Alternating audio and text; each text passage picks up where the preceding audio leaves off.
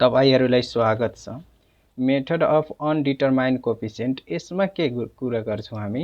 यसमा दुईवटा जब साइन र कस मिल्दो जान्छ भने त्यस्तो अवस्थामा कुन कन्डिसन मतलब कसरी गर्ने त्यसको लागि हामी आज यो मतलब लास्ट भिडियो हो कोएफिसिएन्ट अनडिटरमाइन्ड कोएफिसिएन्ट को। ल अब यसमा हामी पहिलाखेरि लेट माने थियो मैले अनुसार मतलब मैले t लाई x मानेर गर्छु। त त्यसको लागि पहिला सबैभन्दा हामीले के एक्जिलरली इक्वेसन बनाउनु पर्छ।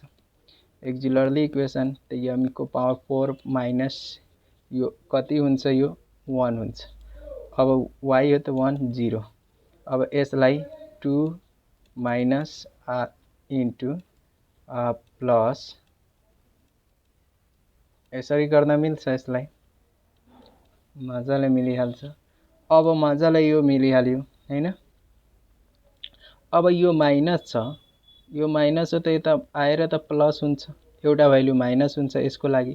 तर यो प्लस हो त यता आएर त यो त माइनस आई स्क्वायर भइदिन्छ, आई स्क्वायर हुन्छ। अब यसलाई काट्नलाई प्लस माइनस आई हुन्छ त m को भ्यालु के हुन्छ प्लस माइनस आई, अर्को के हुन्छ m हुन्छ माइनस m1 हुन्छ, यसको पनि प्लस माइनस 1 हुन्छ।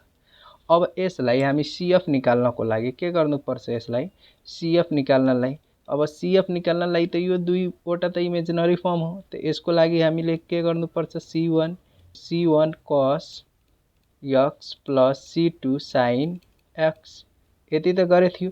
तर यो त इमेजिनरी फर्म छैन नि, यो त प्लस माइनस हो त यसको लागि अब C3 e को power x plus C4 e को पावर माइनस x। अलिकति यो लेन्दी हुन सक्छ तर यो मतलब गर्दै गरौँ न। ल अब यो 77 मा पनि सोधे थियो, यो इम्पोर्टेन्ट क्वेशन पनि छ। ल अब यसपछि यसको ट्रिबल सोलुसन पी निकाल्नु पर्छ। The trial solution P find out गर्नु पर्छ। त पी फाइन्ड आउट गर्नको लागि पहिला हामी राइट ह्यान्ड साइडमा हेर्नु पर्यो। त यहाँनिर के हो? यो पी फाइन्ड आउट गर्नलाई राइट ह्यान्ड साइडमा के गर्नुपर्छ? यहाँनिर टी हो, यो टी हो त पोलिनोमियल फंक्सन हो। त पोलिनोमियल फंक्सनको कारणले हामीलाई के गर्नुपर्छ? पोलिनोमियल फंक्सन त अब यसमा हेर्दाखेरि कुनैसँग म्याच गर्दैन नि पोलिनोमियल फंक्सनको लागि। त C5 यहाँनिर 4 छ त C5 x प्लस C6 यसमा कुनैसँग म्याच गरेन। तर यो साइनको कारणले त यो त हुन्छ यो वाला।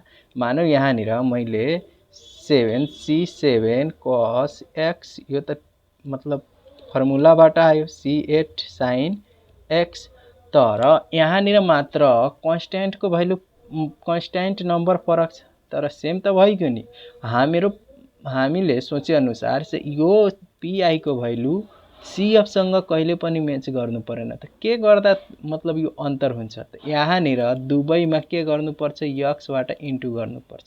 त यो अन्तर भइहाल्छ किनकि यहाँ x मतलब अर्को कन्स्ट्यान्ट आइहाल्छ त यो भन्दा फरक भइहाल्छ। त यहाँनिर पी C5x प्लस C6 यहाँनिर के हुन्छ? x C7 cos x plus C8 x sin x यो गर्न त मिल्छ। अब यसपछि हामीले के गर्नुपर्छ? अब यसको मतलब कति चोटी डेरिभेटिभ गर्नुपर्छ? 4 चोटी डेरिभेटिभ गरेर यसलाई के गर्नुपर्छ? इक्वल मतलब फंक्सनमा राखेर भ्यालु C1 मतलब C5 C6 6 7 को मतलब यो value C5 C6 C7 C8 को भ्यालु पुट गर्नुपर्छ। त अब यसलाई डेरिभेटिभ गर्दै जान्छौं हामी, अलिकति यो लेन्दी हुन सक्छ। dy by dx मतलब एक चोटी त्यसलाई गरियो भने C5 यो 0। अब यसलाई गर्दाखेरि के हुन्छ? यसलाई गरियो भने यो cos हो त sin मा आउँदाखेरि त माइनस ल्याउँछ, यो माइनस भइदियो minus C7 x sin x ठीक छ, minus C7 x sin x। अब यो पनि हो यो पनि त यसलाई अब गर्दाखेरि के हुन्छ? C7 प्लस cos x यो दुई चोटी हुन्छ, प्रोडक्ट रुल लाग्छ, x पनि हो त्यो पनि हो। यहाँनिर के हुन्छ? यो C8 x अब यो साइन छ भने cos मा पोजिटिभ ल्याउँछ plus C8 C8 sin x C8 sin x भयो हैन। अब त्यस्तै गर।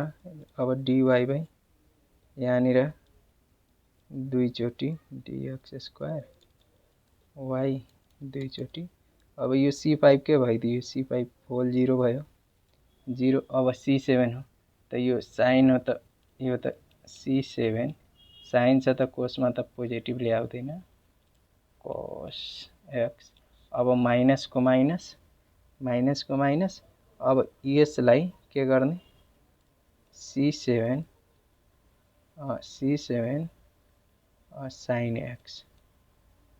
sin x। अब यो प्लस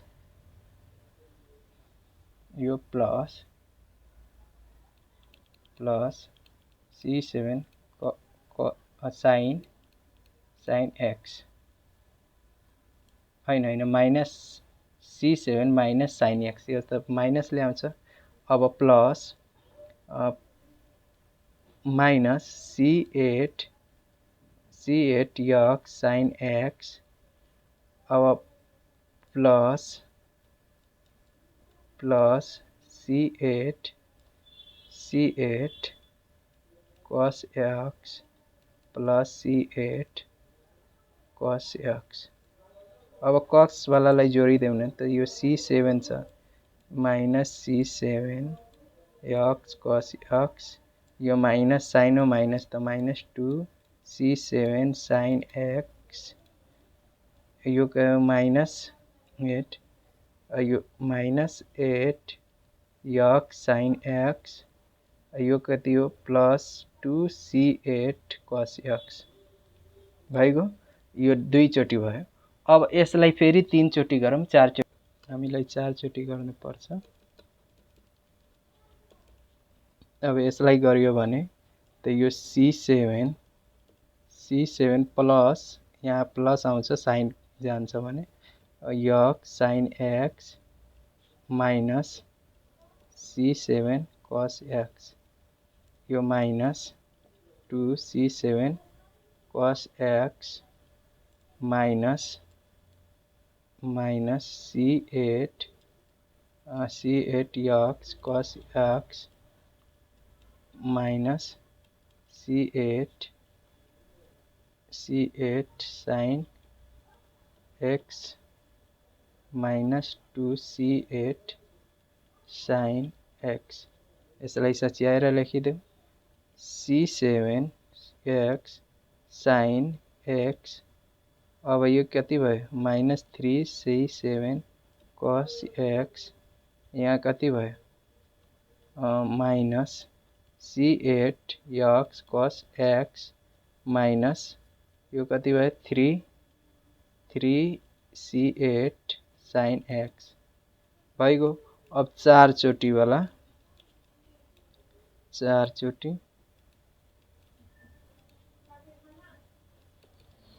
चारचोटी अब यसलाई C7 x cos x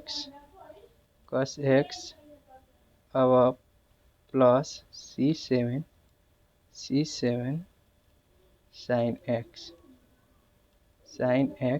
plus साइनमा जान्छ भने 3 C7 sin x यो माइनस हो त यो माइनस हुँदाखेरि त plus C x sin x minus C8 cos x minus 3 C8 cos x। अब यो कति भयो C7 x cos x अब यो पोजिटिभ त 4 कति भइदियो C7 sin x minus plus C8 x sin x minus 4 C8 cos x। अब यसलाई मिलाएर लेखिदेऊ यो 4 C7 sin x minus 4 C8 cos x अब यसमा पनि x हो, यसमा पनि x हो, त x कमन तानिल्यौ, x c7 cos x plus अब यो साइन हो यो x वाला, त प्लस c8 sin x भयो। यो y4 को हो। अब के गर्नुपर्छ, अब हामीलाई भ्यालु लिनुपर्छ। ल यो भ्यालु इक्वेसन हाम्रो 1 मा पुट गर्नुपर्छ। यो भ्यालु इक्वेसन हाम्रो कहाँ गर्नुपर्छ, 1 मा पुट गर्नुपर्छ। ल पुटिङ इक्वेसन 1 कसरी थियो, y को power 4 minus y equal 3x plus sign x यस्तो थियो। अब y को पावरबाट यति हुन्छ, और 4c7x sin x minus 4c8 cos x plus x c7 cos x plus c8 sin x। अब यो त y को भइदियो पावर 4। अब माइनस y कति थियो, y कति थियो, यहाँ हो y यति राख्ने, y मतलब c5 सबैमा माइनस गर्ने, c5 minus c6 minus x common c7 cos plus c8 sin x equal, अब यो के हो 3x प्लस sin x। अब योबाट यो त क्यान्सल भयो, ठीक छ, योबाट यो क्यान्सल भयो। अब बाँकी रह्यो कति, 4c7 sin x minus 4c8 cos x minus c5 x minus c6 equal 3x plus sin x। अब कम्पायरिङ गर्नु पर्यो, साइनसँग साइनलाई गर्नु पर्यो। सोल्युसन देयरफोर, अब कुन साइन त यसमा हो, त योसँग हुन्छ, त 4c7 इक्वल साइन मतलब साइन x, यहाँ साइन x मतलब 4c7 इक्वल 1, त c7 इक्वल 1/4, c7 को भ्यालु आइदियो। अब x लाई x सँग गर्नु पर्यो, त यहाँ minus c5 x equal 3x, त x क्यान्सल, त c5 इक्वल माइनस 3, c5 कति आइदियो, माइनस 3, तर c6 छ यसमा छैन। ल अब c6 को कम्पेयर गर्दाखेरि c8 को त 0 भयो, अनि c6 को पनि 0 भयो। अब यो भ्यालुलाई इक्वेसन 1 मा पुट गर्नुपर्छ। ल अब c7 c5 c8 c6 को भ्यालु अब हामी कहाँ पुट गर्ने, इक्वेसन 1 मा। पुटिङ इक्वेसन 1 हैन, इक्वेसन 2 मानेछौ, इक्वेसन 2 मा। इक्वेसन 2 के छ, y को भ्यालु यही नै थियो, त इक्वेसन 2 एकचोटि लेखिहाल। इक्वेसन 2 कति हो, y equal c5x plus c6 plus x c7 plus c cos x plus c8 x sin x। यसमा पनि c यहाँनिर यो एक ठाउँमा हो, त c को भ्यालु पुट गर्ने। c5 को भ्यालु कति हो, c5 को भ्यालु माइनस 3x, c6 को भ्यालु त 0 भइदियो, c7 को भ्यालु कति हो, minus 1/4x cos x, c8 को भ्यालु 0 भइदियो।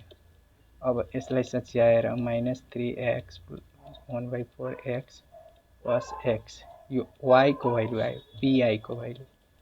अब जेनरल सोल्युसन अथवा कम्प्लिट सोल्युसन, y इक्वल के हुन्छ, cf प्लस pi हुन्छ।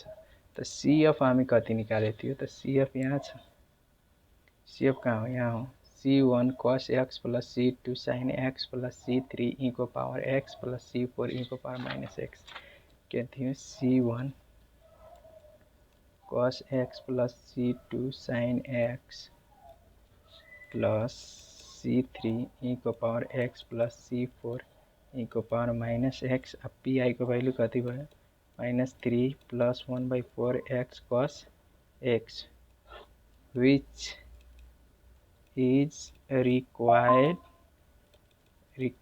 solution। यो हाम्रो रिक्वायर्ड सल्युसन भयो। यसमा हामी हेर्यौ कि cos साइन वाला दियो भने त्यस्तो अवस्थामा के गर्नुपर्छ, दुवैमा x बाट इन्टु गर्नुपर्छ, त्यही हामी पत्ता गर्यौ। ल आजको लागि यति। हस्त, धन्यवाद।